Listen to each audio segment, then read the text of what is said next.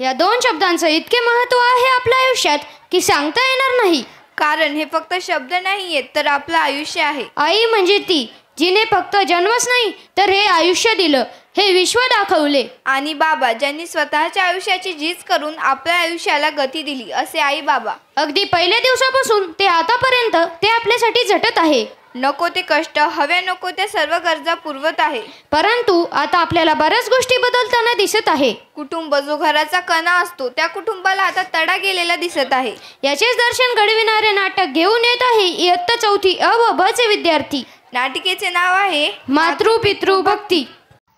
नमस्कार मंडळी, नमस्कार. इयत्ता 4थीचे विद्यार्थी आपल्यासमोर एक नाटिका सादर करणार आहेत. आमच्या नाटिकेचे नाव आहे मातृ पितृ प्रेम. तर बघूया ही नाटिका.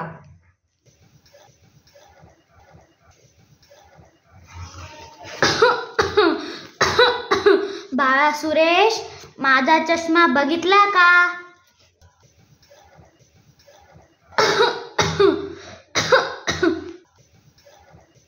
सकाळी सकाळी सुरू झालं बाबांचं. कधी सुटका मिळेल यांच्यापासून काय माहीत. मुला, माझा चष्मा कुठेच भेटत नाही, तूच शोधून दे ना. सकाळी सकाळी कशाला त्रास देऊ लागले बाबा? तुम्ही स्वतः शोधून घ्या ना.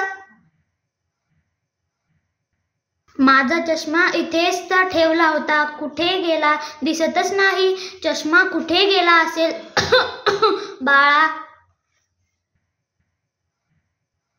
बाबा नुसतं परेशान करून ठेवलंय आम्हाला. कशाला त्रास देता आम्हाला? तुमचा चष्मा तुम्ही स्वतः सांभाळू शकत नाही का? रोहनची आई, बाबांचा चष्मा शोधून तर दे बरं. बाबांचं रोजचंच आहे हे, एका दिवसाचं थोडीच आहे. तुम्हीच शोधून द्या. मी स्वयंपाक करत आहे, माझ्याजवळ वेळ नाही. आणि लवकर शोधून द्या, नाही तर सगळं सामान इकडे तिकडे करून टाकतील, माझं काम आणखीन वाढवतील. अरे देवा, तूच काहीतरी कर आता. स्वतः चष्मा इकडे तिकडे ठेवून सगळ्यांना परेशान करतात. बाबा, हे समोरच तर ठेवला आहे चष्मा. तुम्ही खरं खरे तांदळे झालात वाटतं. हे घ्या. बाबा बाबा, हे गणित मला येत नाही, तुम्ही करून दाखवा ना बाबा. बाळा, तू स्वतःच कर. तू जर स्वतः करशील ना तरच शिकशील ना. चल आता तू प्रयत्न कर. हो बाबा. हा बाबा, मी हे गणित सोडवलं. ये. अरे बाळा, सांभाळून बाळा, तुला लागलं तर नाही ना बाळा? नाही बाबा, मला नाही लागलं, मी ठीक आहे बाबा. कसा आहेस मित्रा? सगळं ठीक तर आहे ना? हा मित्रा, कसं बस जीवन चाललं आहे. कसं बसं म्हणजे?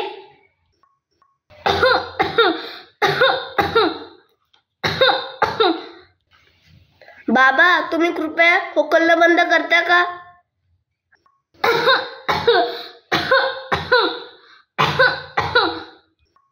काय सांगू मित्र, ऑफिस मध्ये कामाचं टेन्शन आणि घरात बाबांनी परेशान करून ठेवले. दिवसभर फक्त खोकलतच बसतात. त्यांच्या छोट्या छोट्या गोष्टींची सुद्धा काळजी आम्हालाच घ्यावी लागते. अरे, मग तू या परेशानीला आणखी घरात कशाला ठेवलंय? म्हणजे?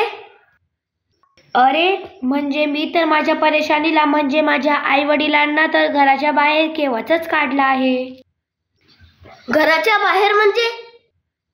घराच्या बाहेर म्हणजे वृद्धाश्रमात. काका काका, वृद्धाश्रम म्हणजे काय?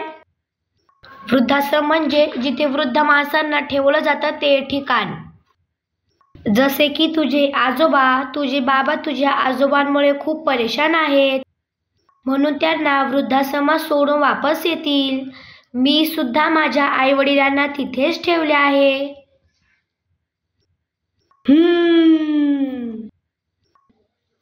खरंच चांगली माहिती सांगितली मित्रा. ही गोष्ट माझ्या डोक्यात का आली नाही? मी पण आता असंच करतो. बाबांना वृद्धाश्रमात सोडून येतो. परेशान करून ठेवलं होतं. बरं तर ठीक आहे, मग येतो. मग मी ऑफिसला पण जायचे आहे. भेटूत नंतर मग. हे घ्या टिफिन तुमचा, तयार करून ठेवला आहे. आणि हा, तुम्ही ऑफिससाठी तयार व्हा. बाळरोहन, शाळेचा वेळ झाला आहे. तू पण आवर पटकन आणि डब्बा पण घे.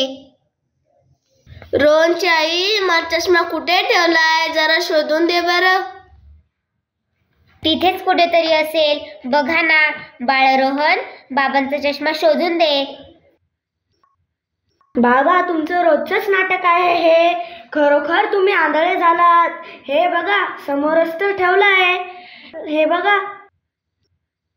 काय माहित तुमच्यापासून कधी सुटका होईल. तुम्ही लवकरात लवकर म्हातारे व्हा. मी सुद्धा तुम्हाला वृद्धाश्रमात सोडून येईल. रोहन, ही काय पद्धत आहे मोठ्या व्यक्तीशी बोलायची? काय तू शाळेत हे शिकतो का? शाळेत नाही बाबा, मी तुमच्यापासूनच शिकलो. बाबा, मी थोडंसंच पडल्यानंतर तुम्हाला किती टेन्शन आलं होतं. हे टेन्शन म्हणजे तुमचे प्रेमच ना. लहानपणी बाबांनीही तुमची अशीच काळजी घेतली असेल ना. बाळरोहन, आई वडिलांसोबत असं बिलकुल वागायचे नसते. आई वडील तर या धर्तीवरील देव असतात. त्यांचा सन्मान केला पाहिजे. आजोबा, मग तुम्ही तर माझ्या वडिलांचे वडील आहात. ते का बरं करत नाही मग तुमचा आजार?